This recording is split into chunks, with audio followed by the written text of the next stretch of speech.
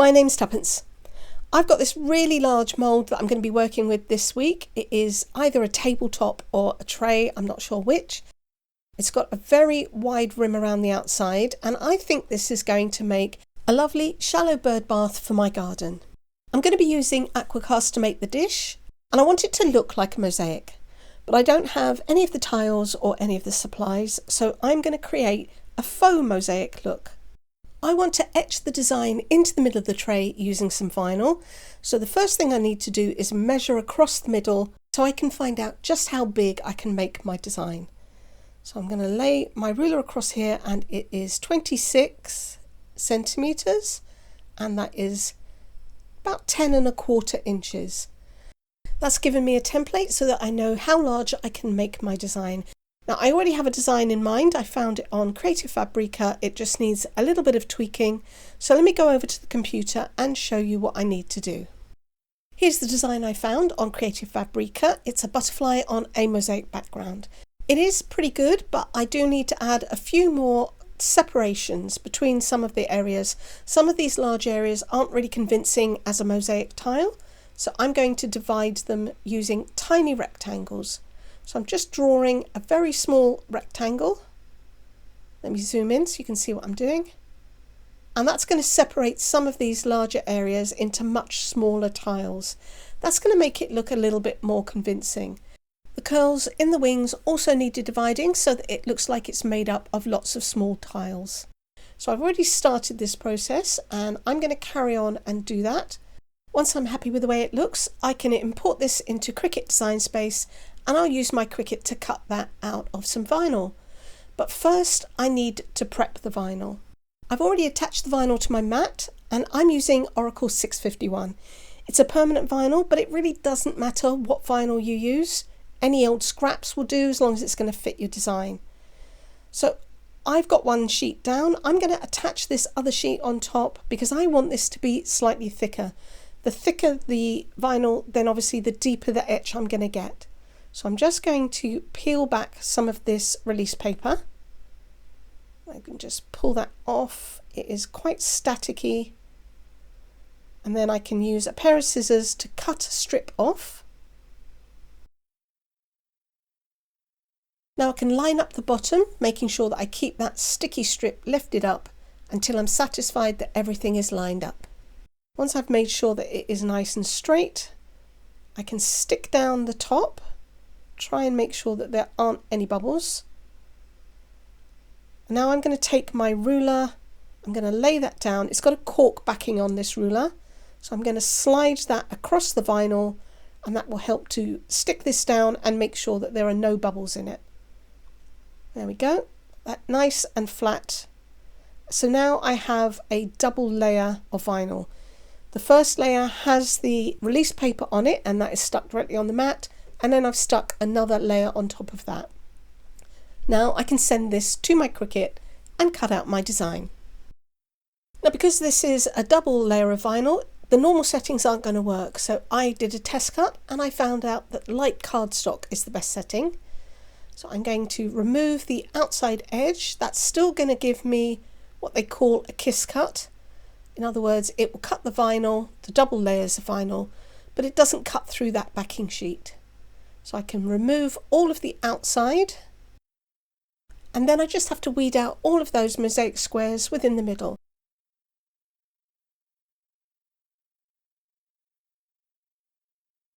That's all weeded out now, and I'm left with what is basically a stencil, but this is going to be my inlay. However, now I need to transfer it off of this backing sheet. So I've got a masking tape transfer paper, and I just need to unroll a piece that's going to be large enough to cover my design.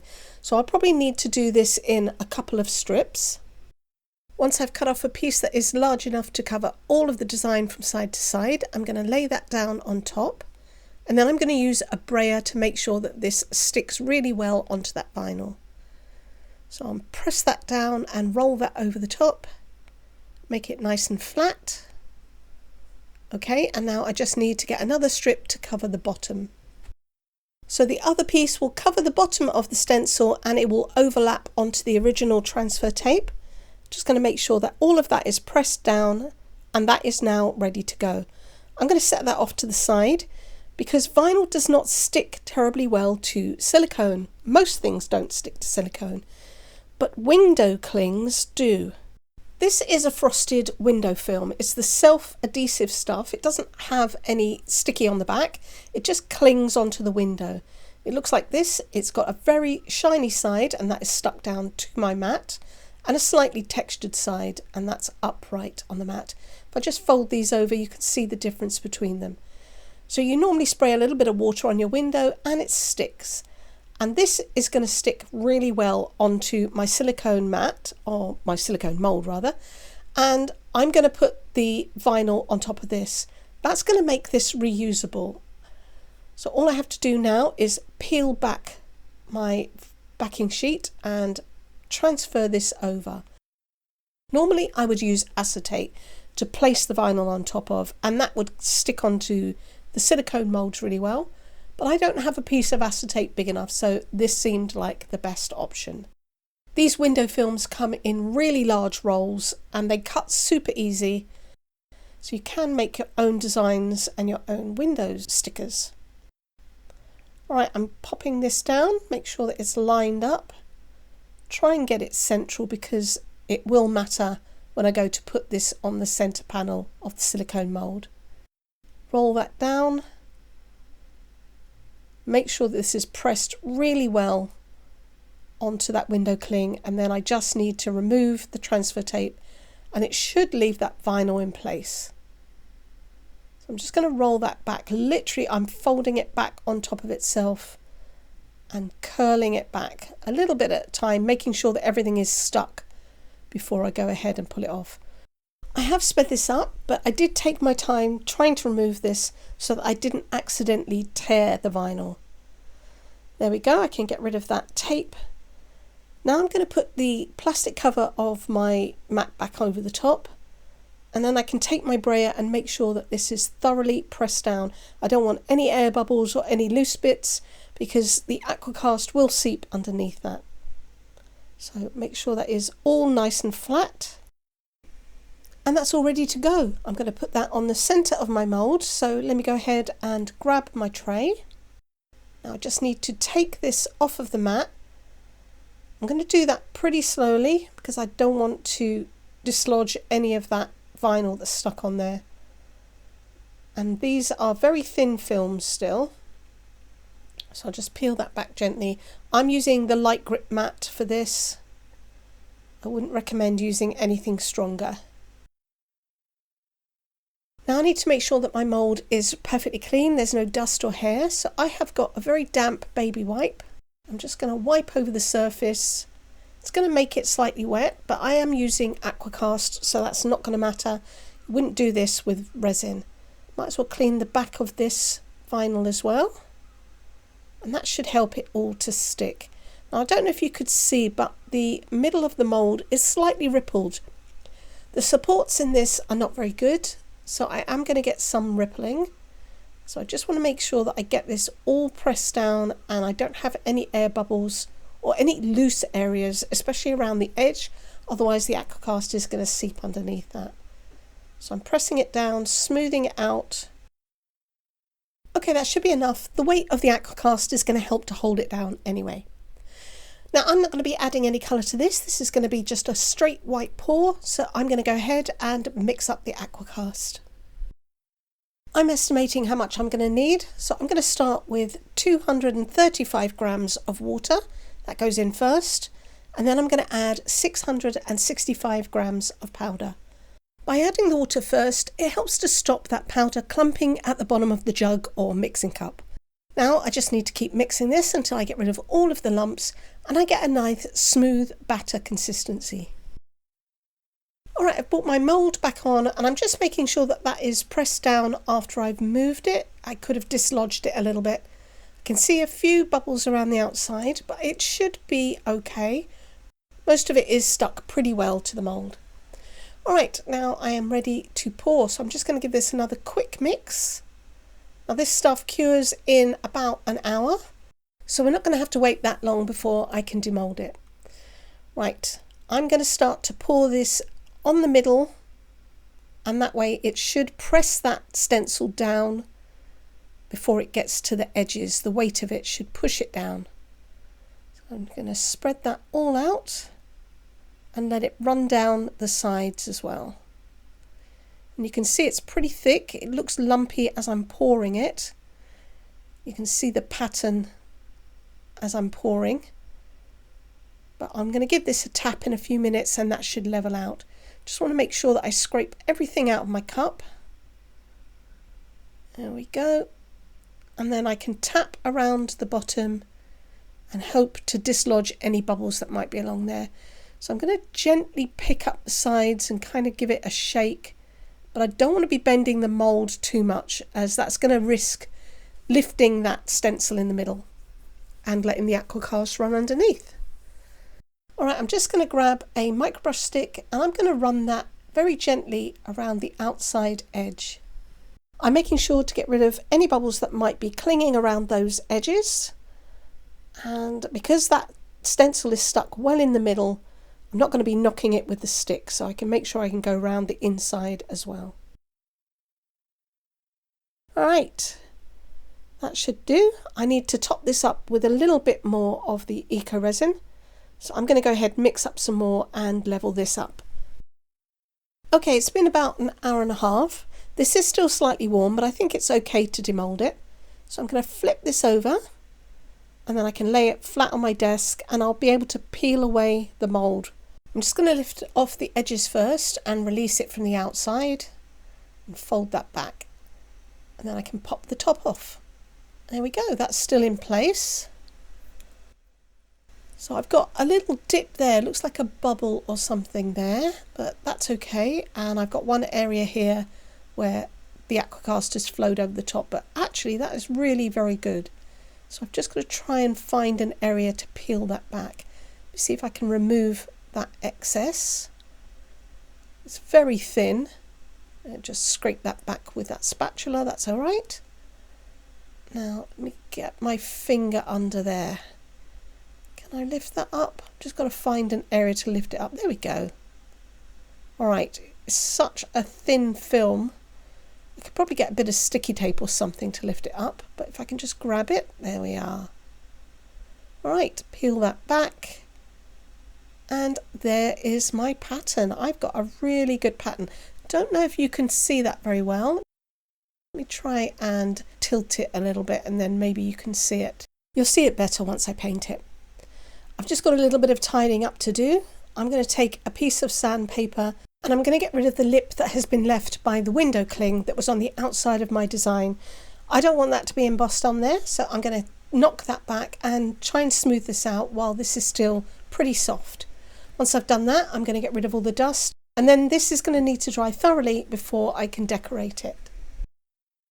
I left this to dry for a couple of days, but before I decorate it, I want to seal it. Aqua cast is really porous, so I'm going to give this a coat of dilute acrylic varnish.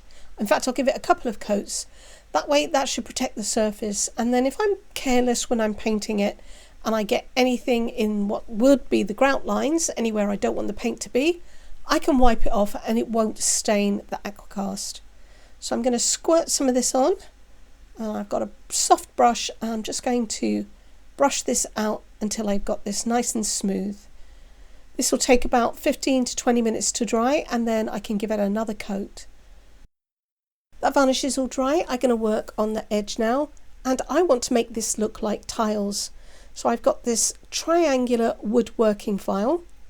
It's got pretty sharp edges, so I'm going to use that to divide this and make it look like they're individual tiles that go all the way around the outside.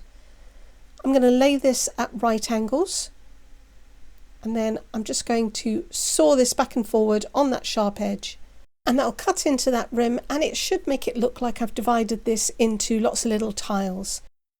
So I'm going to carry on and try and get some that are fairly evenly sized and equally spaced.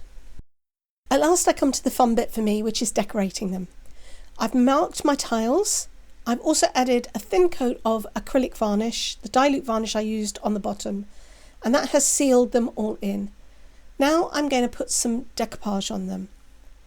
I've printed out some floral patterns onto some tissue paper. I showed how to do that in the last video I did, which was the spring chickens. And I'm going to use these to decoupage in places, or parts of them anyway, to make this look like I've broken up a china plate and put that around the edge. I'm going to use Mod Podge to stick these down. I'm going to apply a very thin coat, and I'm steering clear of the grout lines. Now I'm going to place my tissue paper down, make sure I've got the design where I want it to be, and then I'm just gently smoothing that out with my finger. I haven't put glue down the edges, and I'm not pressing on those edges. Once I've got the bubbles out, I'll just brush over the top with that damp brush, and that should seal that down and smooth everything out. Once I've let this dry, I can come back with a nail file. I can remove these extra pieces that are hanging over the edge. The tissue paper will blend onto the aqua cast much better if you fray the edges. If you cut it straight, it doesn't look so good. So I need to tear around my image. I'm holding my thumb down over the picture just to protect it. So I'm pushing hard with that thumb, covering up the image, and then I'm tearing away from it with the other hand. This is going to give me a nice frayed edge, which is going to blend in much better once I cover it with glue. Once the glue's dried, I can remove the excess pieces by scraping along the edge with a file. And it removes perfectly. It's important to wait for everything to be dry though, otherwise it's just going to tear the paper. The flowers are all in place now, and I think that looks really great. It does look like china plates, and it'll look even better once I glaze the top. Now I want to paint in the tiles on the mosaic, and I'm going to be making my own paint. I've got a whole bunch of mica powders, and they are similar colours that can be found in the flowers around the outside. By mixing a little bit of the mica powder with the dilute acrylic varnish, it will create a paint which is waterproof once dry. Now all I have to do is paint the raised pattern areas. It's a little bit like paint by numbers. So I'm going to speed this up and paint my mosaic.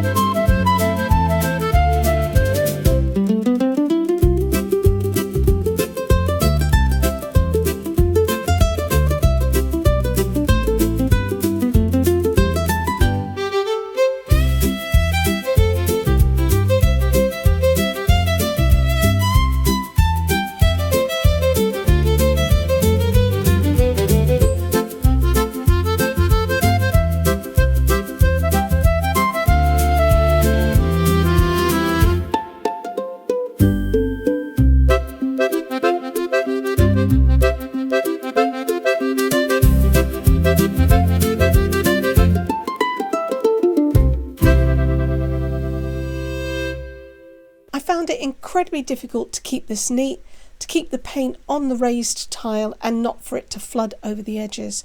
But I found a technique that worked a little better towards the end, and that was to paint a very thin coat on the tile first, and then to pick up some more liquid paint and fill that in. Almost the same as you would do if you were top coating with resin. The paint then seemed to flow much more naturally, didn't tend to want to run over the edge onto the grout lines. But if that did happen, I waited for that paint to dry, and because I'd already varnished this, I was able to remove it just by scratching it away with a craft knife. I'm going to use some high viscosity UV resin to glaze the tiles on the side. That's going to make them look a lot more like china plate. So I'm just going to put a little bit on the top, and then I'm going to use a small brush to spread that out. But I'm not going to go down into those grout lines, the little dips that I created with the file. I'm going to leave those raw.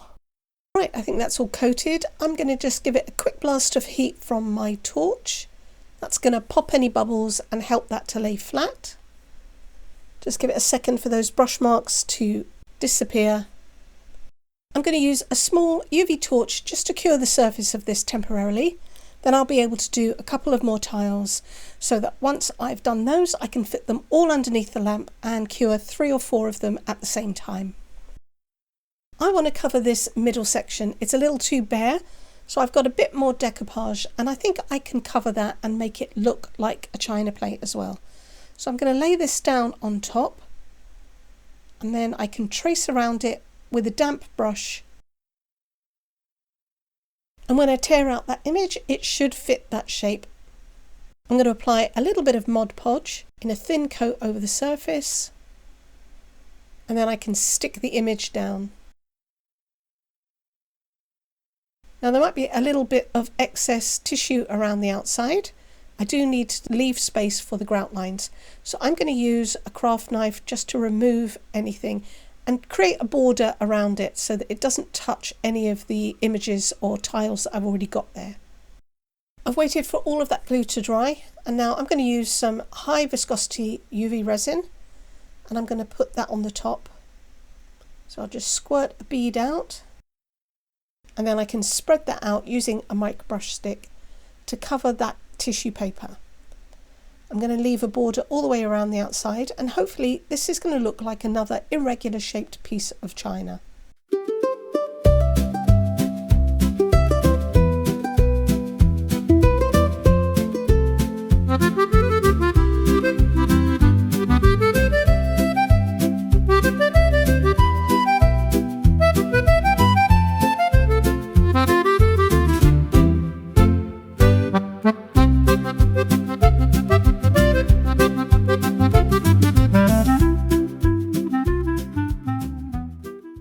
Part cure this with the torch, then I can fill in the head and the tail, and I'll pop everything under the lamp. Some of the tiles, the painting is a little bit scruffy, so I'm going to disguise that with this gold chrome pen.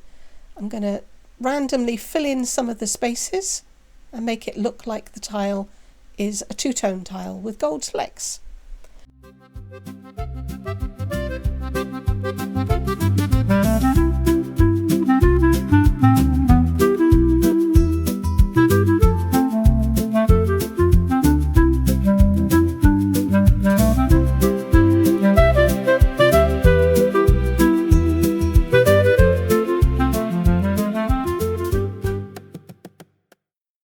Here's the finished product.